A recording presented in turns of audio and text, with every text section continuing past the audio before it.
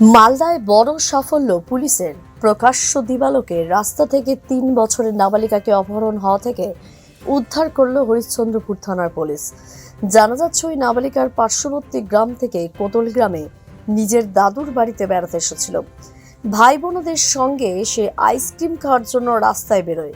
ঠিক সেই সময় হঠাৎ ফিল্মি কায়দায় মোটর বাইকের 2 যুবক এসে ওই নাবালিকাকে তুলে নিয়ে যায়। এলাকার মানুষ ওই বাইকটিকে ধাওয়া করে খবর দেওয়া হয় হরিশ্চন্দ্রপুর থানায়। ঘটনাটি জানার পর পুলিশ হরিশ্চন্দ্রপুর থেকে বেরোনোর সব রাস্তার নাকা চেকিং শুরু করে। পার্শ্ববর্তী চাঁচল থানাতেও খবর দেওয়া হয়।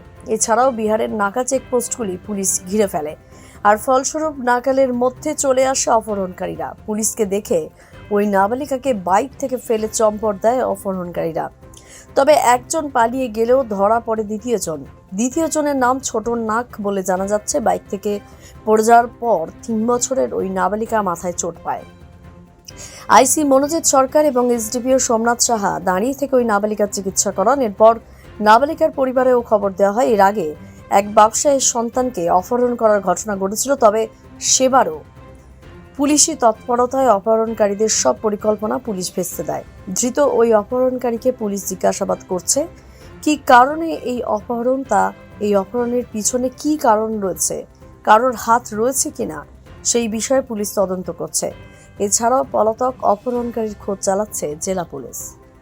আমি রান্নাঘরে ছিলাম আর ছেলেটা বরফ কিনতে আসছিল, গুলিটাতে কিনে চলে এসেছে। মানে বাচ্চা মেয়ে ছিল? বাচ্চা হ্যাঁ, তিনটা ছিল। আচ্ছা, তারপরে কি হলো? তিনজনে নিয়ে চলে আসলো। ওখানে একবার আমরা কিডন্যাপের কলারটা ধরেছি, কলারটা ছিনিয়ে নিয়ে চলে এসেছি আমরা। আপনার মেয়েকে? হ্যাঁ। কত বছরের আপনার? 3.5 বছর। আচ্ছা, তারপরে কি হলো? তারপর আমি ফোন করে ওখানে অনাচি কিছু আমার বাবারা ভাইরা দাদারা বাড়ি থেকে নাই, কেউ নাই। তারপরে আমি আমার কাকু ছিল সিভিল, তাকে ফোন করলাম।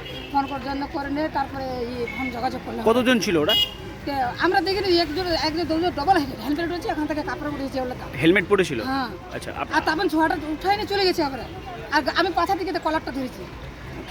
একটা আছে 8 বছরের, মেয়েটা 8 বছর আছে। মা আমার ছেলে ধরছে চুরি করে। দ্য সহজ পাঠ, সহজ কথা, সঠিক তথ্য।